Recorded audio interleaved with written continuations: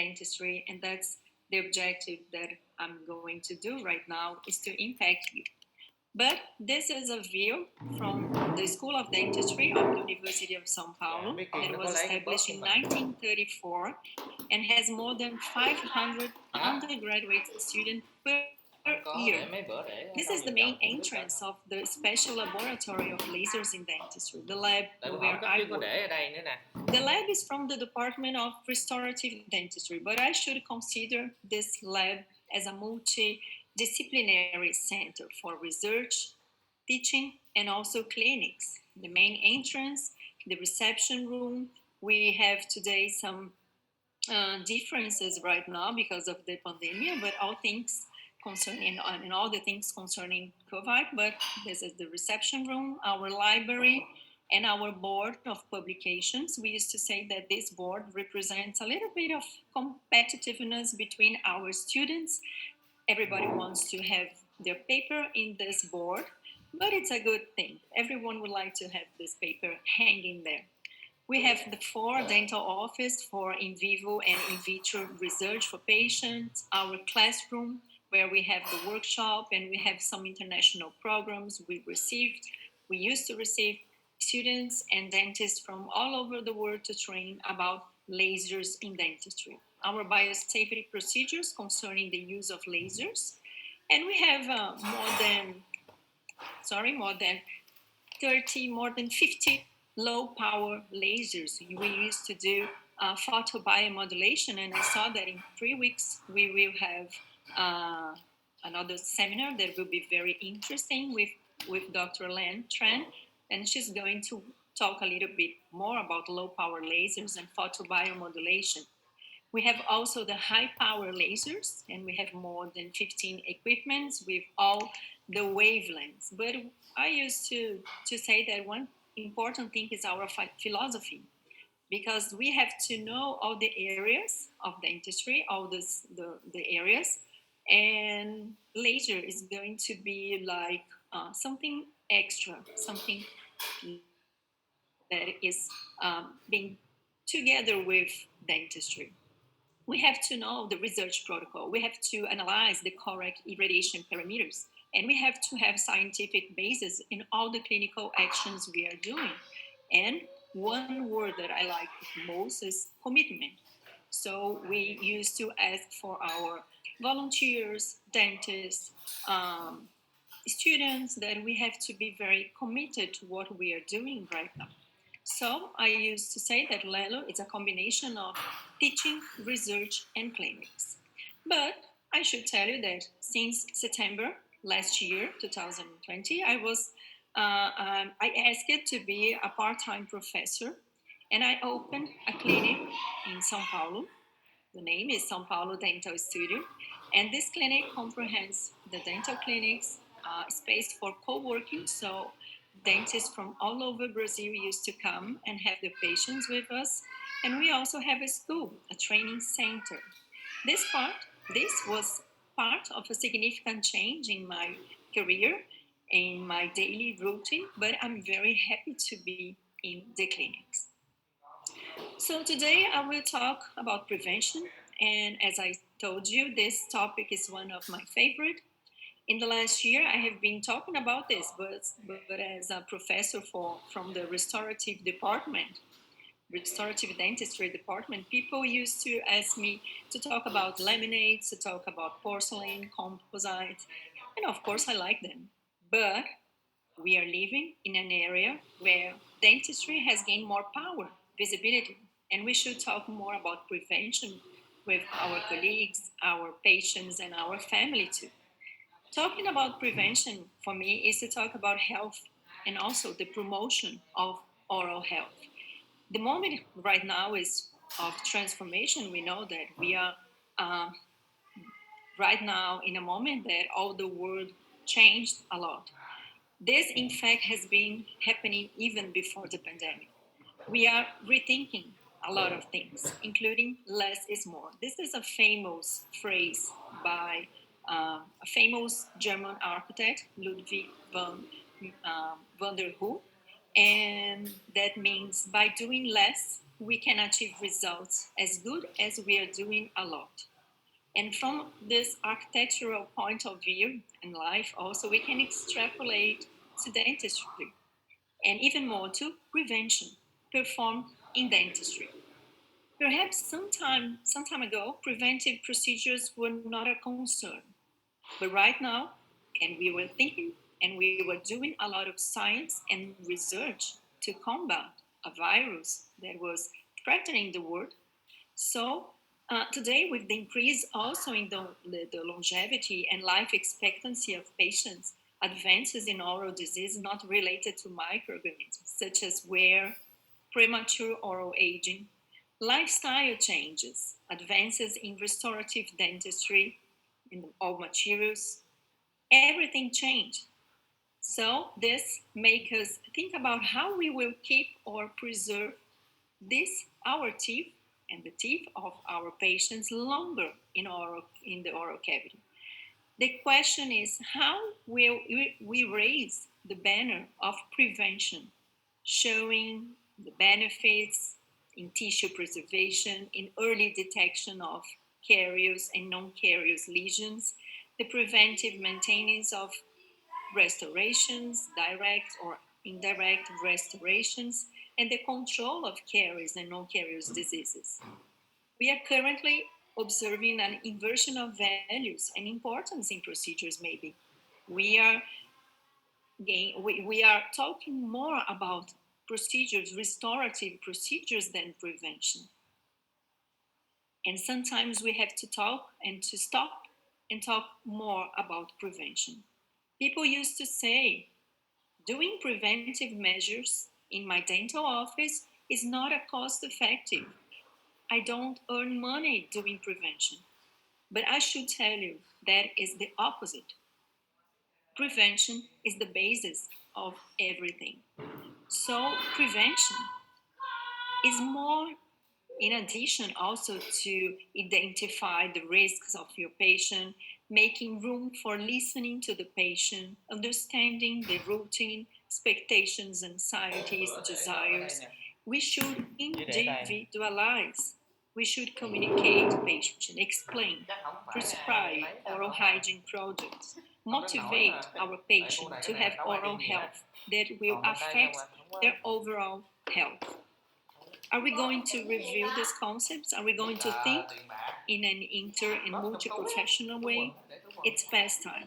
I'm a professor and a researcher, and I really want, together with all professors, to show that prevention is worthwhile. That prevention, as I said, is the basic thing.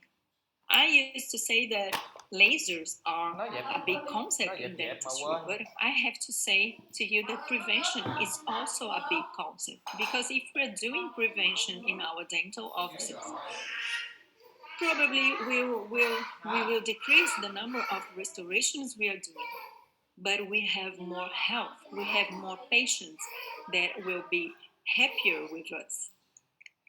So, concerning carious lesions, I will talk about carious lesions and also the prevention of non-carious lesions. But concerning carious lesions, we should know how to detect, how to diagnose, how to arrest some lesions. So we are going to observe the process of the carious lesions, but we have to arrest. And also we have to know the risk assessment, the risk for carious lesions for each patient. This approach requires the practitioner to start by differentiation between the carious disease process and the carious lesion, and shift their focus from a primary surgical intervention model directed at the cavity to a prevention and preservation of tissue. So, if we read something about modern caries management, they stresses the philosophy with individualized risk assessment and disease management.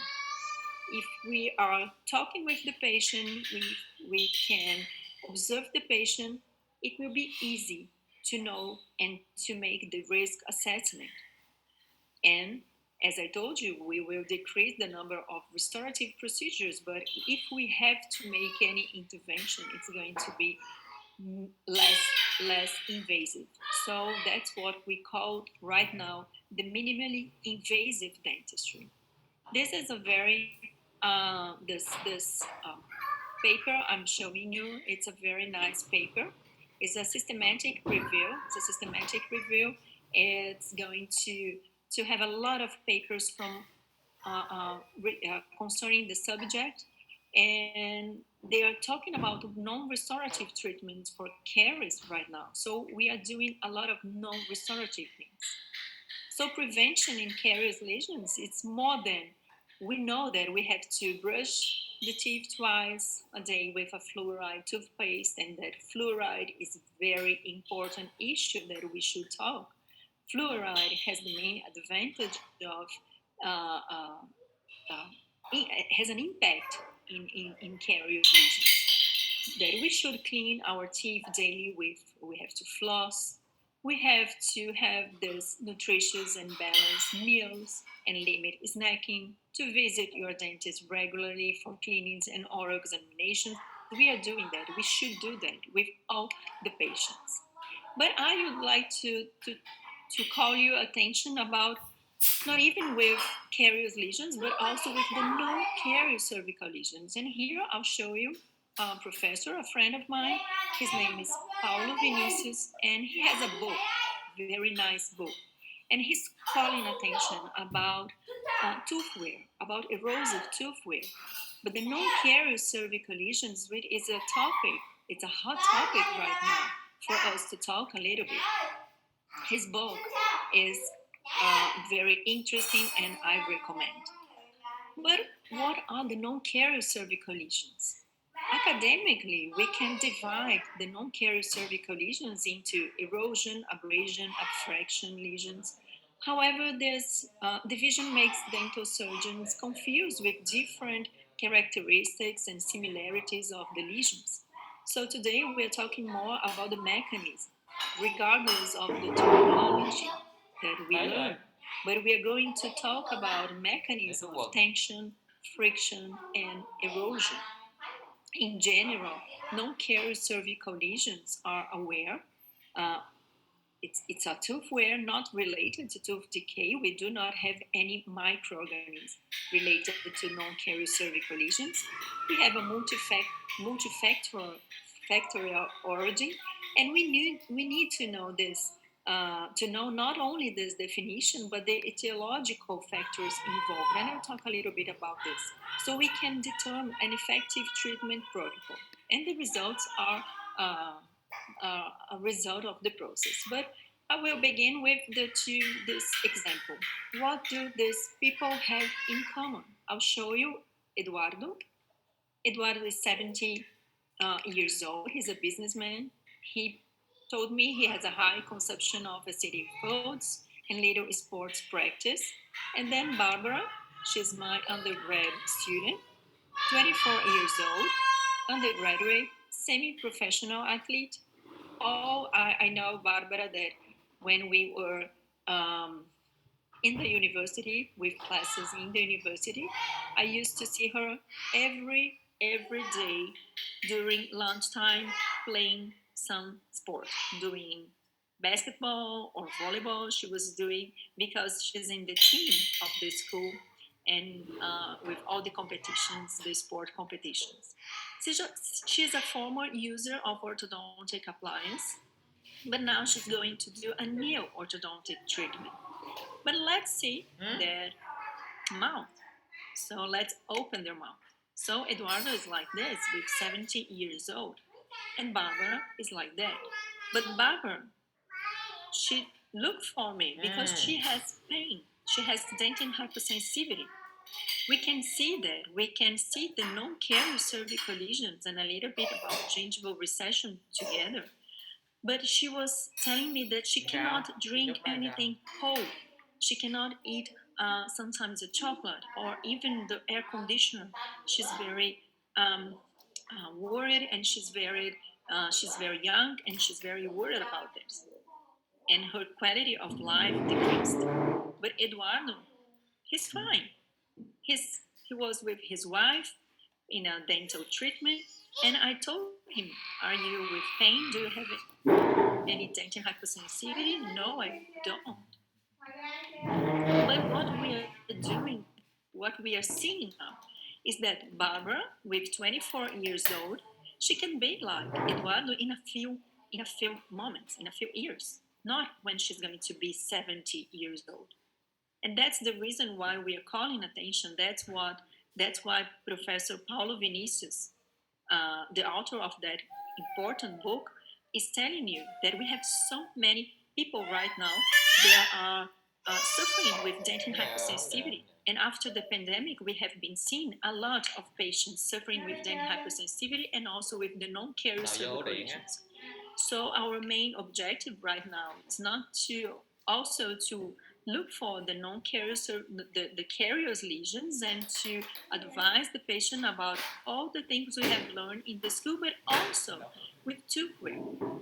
We have to make this awareness with younger patients because we can see that this mouth, for example, the age of this patient, I would suggest that this patient is like more than 70 years old, but not. He was 40 years old, 40. So, would you care about this patient? Of course, I will be very uh, worried about this patient. So, something we have to do. Right now, we are in a time that we have been doing a reflection. New times, we changed a lot of things. We are living in uncertainties. So, imagine your patient at home right now.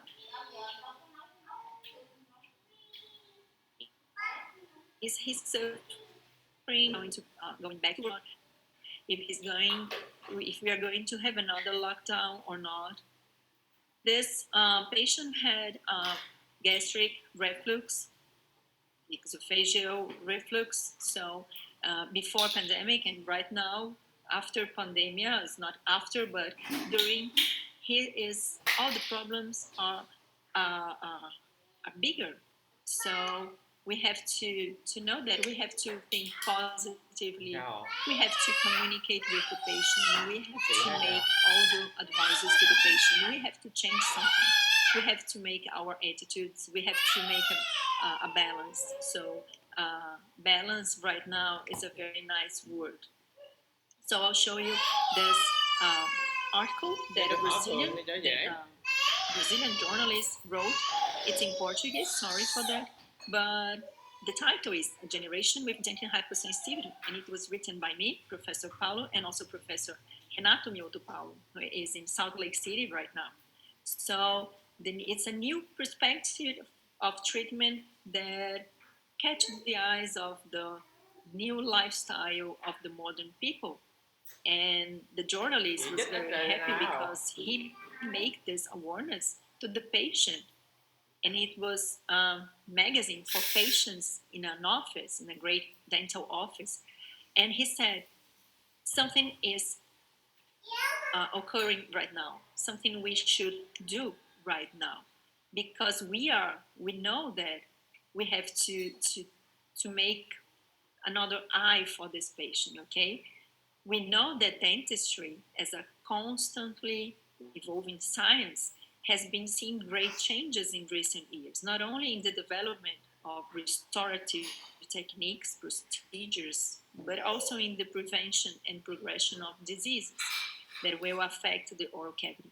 So today we can already see advances, but I'll show you some topics that and some facts that we should have a new look for our patient. And this look for our patient and these 5 topics I'll show you that change the profile of our population. Caring for these changes will provide more knowledge, better diagnosis, and more effective treatments. And the first one is the minimum invasive dentistry. So I told you about caries lesions, but we know that we are decreasing the number of caries. The contemporary concepts of minimally invasive dentistry made the procedures more conservative. Preventive measures for caries disease were successfully put into practice. This is a graphic that shows a program in Brazil that even in Brazil that we have so many oral problems with our population, but we have seen in the last years a decrease, a substantial decrease in caries. This is a worldwide decrease also. The prevalence of dental caries right now is it's lower. In addition to the decrease in the incidence of caries lesions and the preventive dentistry, we observe here is also the graphic in the Brazilian population, but it's getting older, it's aging. This is a chart that clearly shows the process in the, and here it's we can see that this pyramid in 1980, but right now we are doing a projection for in more than 30 years. So this is an inversion of the age pyramid. We are going to have more people older than younger people right now in some years. In addition, the population ages and still lives longer. The increasing longevity and life expectancy of Brazilians is remarkable, varying from state to state, but average 75 years old. This is what we are facing in the world right now. Okay, but also the change in the lifestyle of population, changes in diet, medication, habits. So we are facing these changes, and we should uh, talk to the patient. One thing that is very, very important is talk to the patient, talk about expectations, talk about everything that he's doing in his daily routine. We have seen so far that population lives longer, has greater access to caries prevention strategies, keep their teeth in the oral cavity for longer. But this population has changed a lot in terms of profile and habit. In, in addition to adopting a more acidic and industrialized diet, the daily use of medications that can directly interfere with salivary flow, the adoption of health habits, the constant concern with physical well-being, and finally the anxiety. So we should be what all these facts wants to tell you that we have seen a decrease of carious lesions and a high prevalence of non-carious cervical lesions and dentin hypersensitivity. As I told you, the non-carious cervical lesions is going to comprehend the three mechanisms of tension, friction, and erosion. And this diagram represents the risk factors. It is in the book of Professor Paulo that we're going to talk about tension, friction, and corrosion or dental erosion. The prevalence and distribution is 1 in 7 people of the adult population, but we have some papers here. This was developed in the University of São Paulo with Professor Thais Scaramucci, and we showed a prevalence of 46% of people with dentin hypersensitivity. Also, we developed another and more complex study with the prevalence of non-carious cervical lesions in 67.8%. And then hypersensitivity is very, very high also. But I should tell you that the worldwide prevalence is 33.5%. High degree heterogeneity between studies, but this is very high. I should consider that it's very high.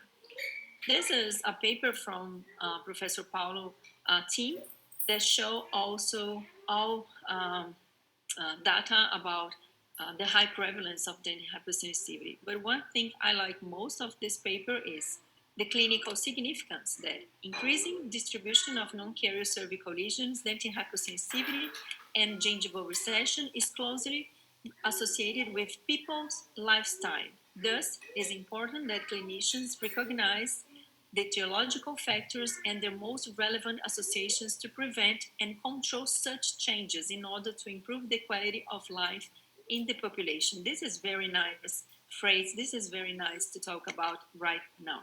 This a very important paper.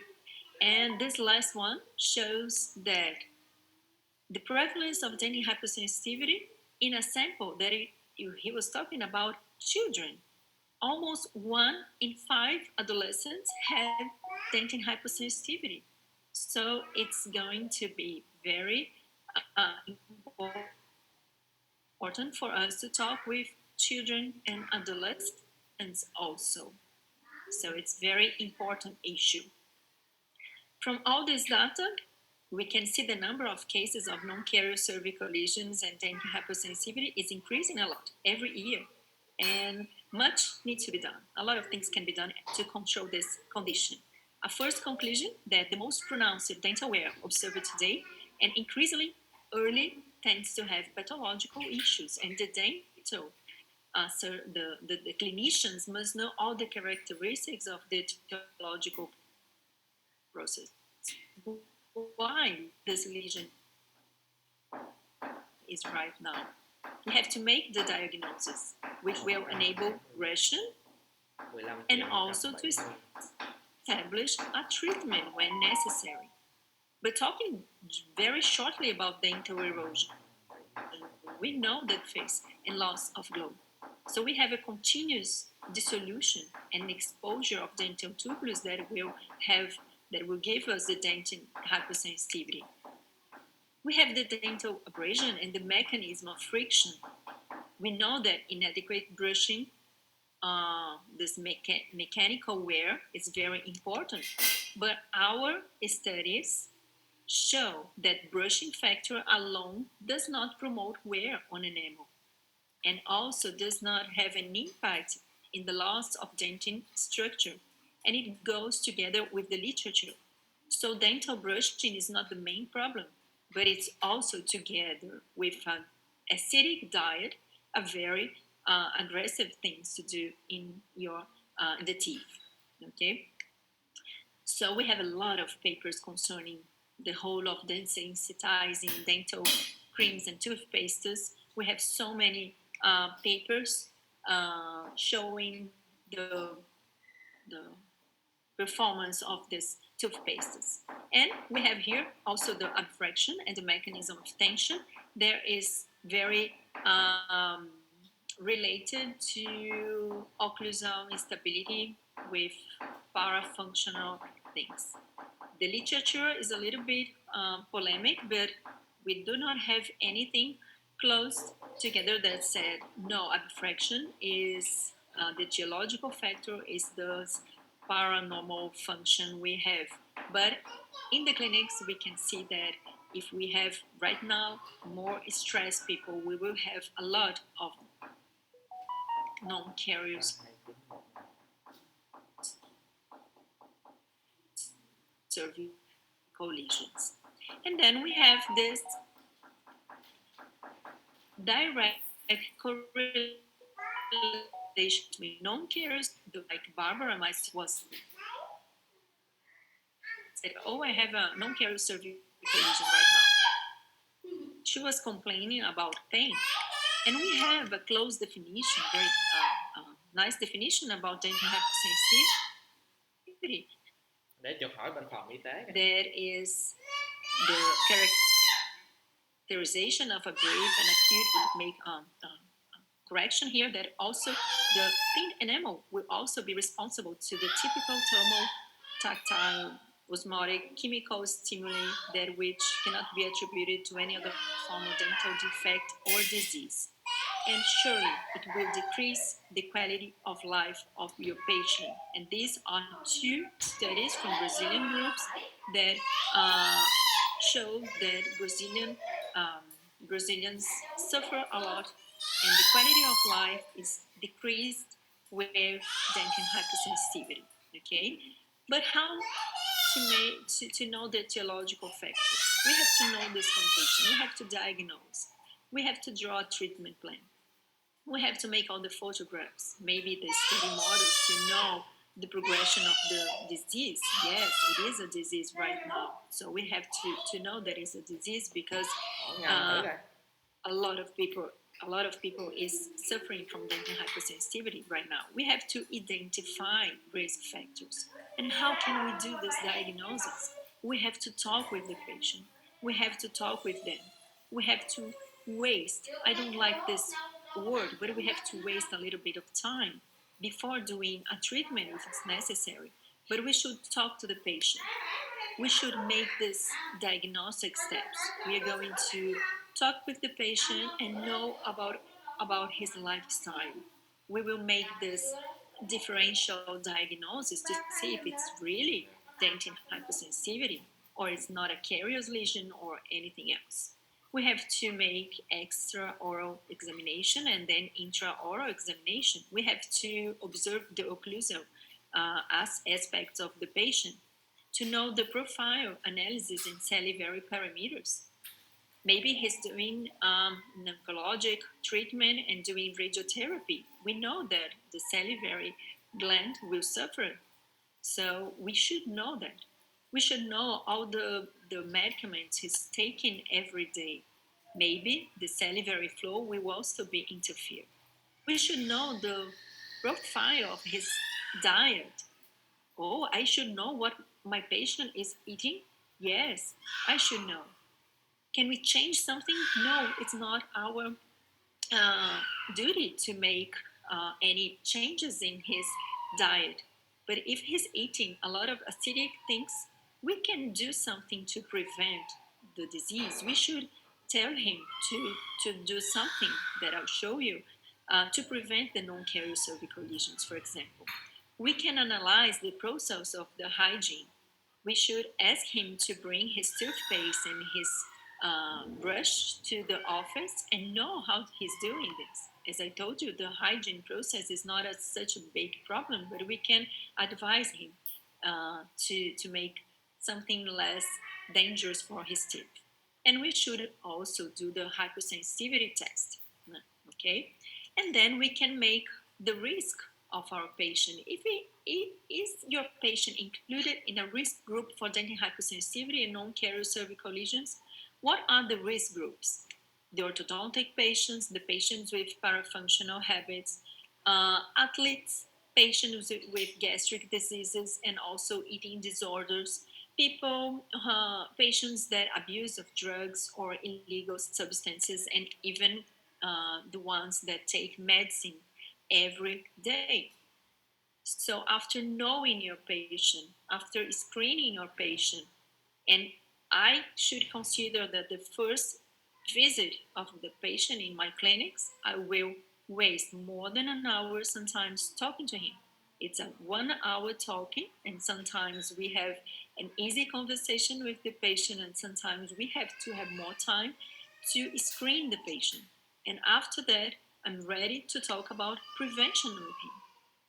And the prevention strategies and a guideline is like this. So we are talking about toothpastes with fluoride, with uh, um, sometimes with modified fluoride as the I mean fluoride, the Olafluor. It's a very nice one. We're studying a lot of this toothpaste with with fluoride to prevent dental erosion, avoid brushing the teeth after acid consumption, to protect the tooth with protective something to prevent tension uh, in controlling the occlusal balance. We have so many things that we have to do with our patient, and sometimes we're not going to change a lot of things for him because changing is difficult for most of us. So we are going to advise him how to make this preventive strategies.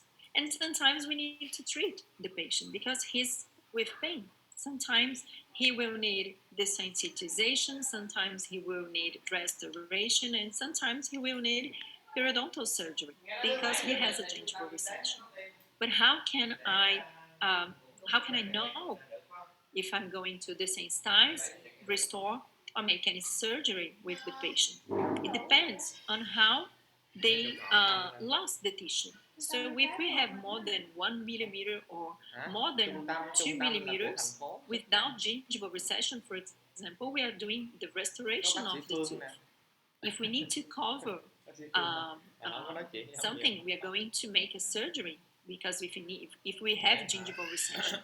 But if we do not have any Không, mình đi gingival trực tiếp trên cổng recession mình đăng and we ký do được not đó không? have a cavity, Đâu sao if đâu. we have a cavity, we have Nếu to mũi 2 restore the teeth. But if not, we don't have, we are Ngày mình going tiêm được mũi just 1 to rồi. make a desensitizing. Cầm giấy đăng ký We have mà to tại mình sợ observe lu the bu á, không dám gingival vô á. phenotype classification. We have to know the severity of this dentin hypersensitivity. Sometimes it's something that does not make any problem for our patient, but we have to desensitize.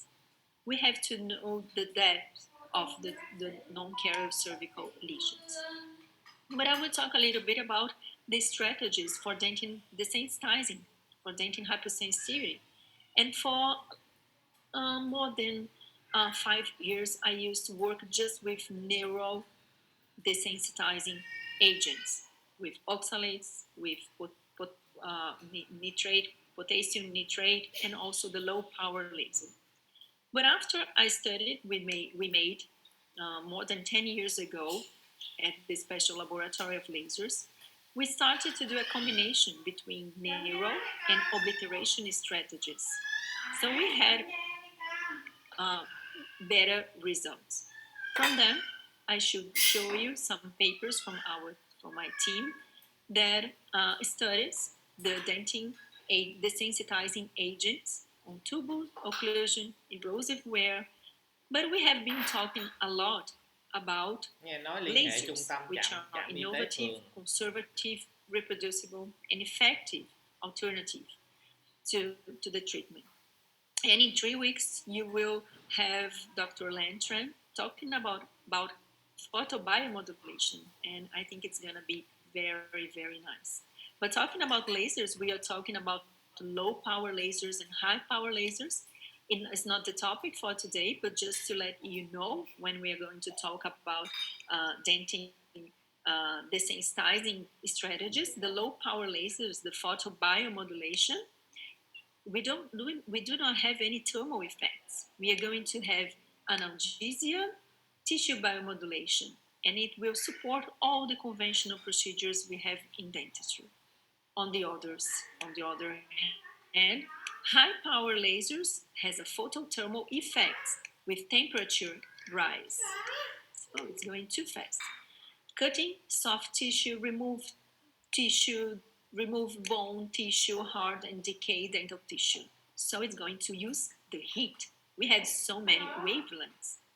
This is our clinical protocol that we made in 2010 at LELO, at the Special Laboratory of Lasers. And from now we have more than 5 papers published about this topic. And what we did at that time, we combined the neural strategies with the obliteration strategies. So right now, the strategy of treatment is to combine these two. The name of this protocol is the associative protocol for dentin hypersensitivity to control the pain. And why do I used to say it's the control of the management of the pain? Because the treatment is to change a little bit of the habits of your patient and also treat the pain and control the pain. So we're going to treat all the patient with this protocol. And how is this protocol that we have been doing for years and we have so many good results? The first 3 visits, we're going to do the potassium nitrate. I'll show you how to do that, and the low power laser. And we have the 3 sessions for low power lasers. After that, after finishing the neuro sessions with the intervals of 2 or 3 days maximum, of course we can have this sequentially also, but we have the obliterative procedures. So we have the high power lasers because it's heat, and we can also use another sealant, for example. So this neurotherapy is the low power lasers. Professor Lantran, Dr. Lantran is going to show you. about dentin hypersensitivity and all the treatments. And after that, after finishing the photobiomodulation procedure, we're going to use the potassium nitrate, 3% as the ultra easy from Ultradent. I think is the best because his has a concentration, a very nice concentration, and it's a very nice product for you to apply for 5 minutes. And after that, we can make this obliterating therapy with, for example, we can do this with the enamelast and also using the ultra pack. But also the high power lasers can be a very useful treatment for us. The diode laser as the Gemini, like this. I'll show you a video because the laser can talk with us. So we can choose the wavelength. Wavelength, standby. General dentistry. And look for the procedure we would like to do. Hygiene. Aiming light. The patients used to like a lot. General dentistry.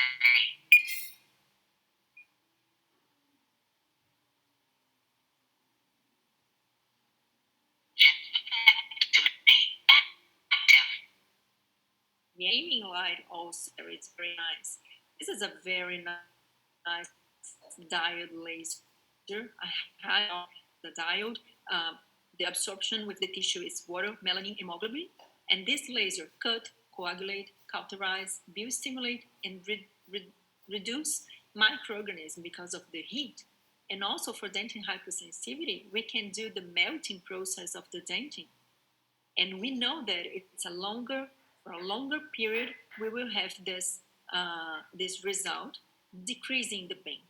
For soft tissue, it's a very nice one. This is a case from a 6-year-old girl, and we did the frenectomy with the Gemini. This is immediately after the surgery, and she has already her orthodontic appliance. And this is 5 days after the surgery. And the post-operatory is very, very nice. Also, another case of this patient that we were doing the frenectomy and also the depigmentation of the melanin tissue. So we did the procedure, and it's very, very soft, and we can cut the tissue very easy, very fast. So this another one, we made a gingivoplasty with the Gemini. Also, we can decrease the quantity of anesthesia also, and the post-operatory procedure is very, very comfortable. It's 7 days after that. So the impact of lasers in our daily clinic, I would say that with Gemini, we don't have any bleeding during soft tissue removal, as you saw in the pictures, less anesthesia, the procedure is very fast, and the most important thing is the less post-operative pain. We have a faster healing. We have these high power lasers.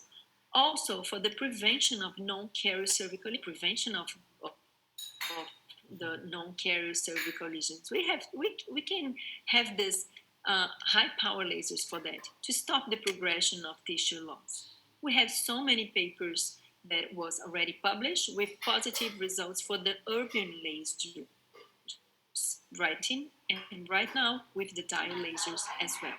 So lasers, I should tell you that it's innovative, conservative, reproducible, and effective alternative, not even for dentin hypersensitivity or the prevention of non-carrier cervical lesions, but for all areas of dentistry. And what about if my patient has restoration and I would substitute or not? This restoration is a good one. And we have sometimes just a micro linkage around the restoration. So I can present you the Permaseal. It's a composite sealer, light cure.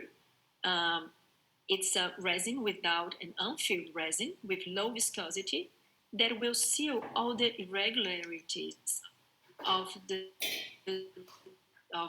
restoration. So this on by ultrasound that we have to polish, we have to make all this procedure that we have to apply to air thin and light cure, and it's ready. So we can prolong. We can increase the time of the restorations in the mouth of a patient. And talking about prevention, we know that if we remove any restoration that should be stupid, what is going to happen? We are going to remove more than tissue, more than necessary sometimes. It's very difficult to remove restoration without um, patients in that substrate, in enamel and dentin. So we're going to remove more. So with Permasil, it's a very preventive procedure and a very preventive um, technique. Okay, I will give you some take home lesson because nowadays the goal is to prevent. I'll show you the prevention, the caries prevention, the caries lesions that we have been trained a lot to do that. We show the patient how to brush their teeth. We show the patient that sugary diet is not going to be healthy for him, not even for his um, general health, but for oral health. We can manage the disease, the carriers disease, but right now the goal is to prevent also the carriers and the non-carriers lesions. The process using patient-centered, risk-based interventions supported by the best available evidence we have. And we have right now the evidence. Have been talking a lot about science, and science in dentistry is very, very strong, taking into account the dentist's clinical expertise and the patient's treatment needs and preferences. We have to talk to the patients. We have to make the profile of the patient, the risk assessment, in order to maintain or reestablish health and preserve tooth structure. We should make this preservation of tooth structure. Right now, I should tell you that it's a challenging approach because we are dealing right now with a dentistry that is more multidisciplinary. Sometimes we will talk about the patient, and patient would like to sometimes talk more up with us, and we should send to a doctor or send to uh, any other professional from the health area. So diagnosis is the key, is the basic thing we should know. And prevention comes with the diagnosis. Prevention comes with all the patients, even with the patients that are going to do a big procedure or even a surgery or a restoration. We can talk when we should talk about prevention. There are some interactions between chemical, behavioral, and biological factors, and we are the ones, we are the dentists that will make this challenging approach. To end, I have to talk about my group. It's the GPEC HD that comes from dentin hypersensitivity. We do not work just with dentin hypersensitivity, but with lasers, with ceramics, with composites. But they are 12, 13 young researchers. I'm very proud to talk about them because they are doing research. They are um, willing to make our offices, dental offices, better with protocols. And the main objective of the group is to support the clinic with evidence-based protocols. So we are doing a lot of research. They are young. They have motivation to do the hypersensitivity that is working a lot, doing lasers combined with the potassium nitrate and then with the fluoride varnish and the high power lasers. Oh, I don't have high power lasers. I don't have the photobiomodulation equipment. No problem at all. But if you combine the neuro and the obliteration, obliteration strategies, you're going to have success. If we're talking with the patient and making a screening of the patients, we are talking a lot with the group this last month about talking about and screening the patient and make all the risk for carious lesions and non-carious lesions, and to know what the patient needs, what he needs, what she needs. He's going to talk to us.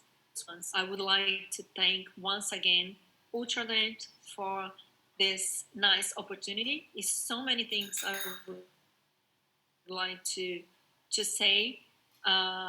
If you have any doubts, I will be ready to answer them. But once again, thank you, Ultradent, for this nice opportunity to talk to a lot of dentists all over the world. And I have all this contact here in my Instagram in my, but sometimes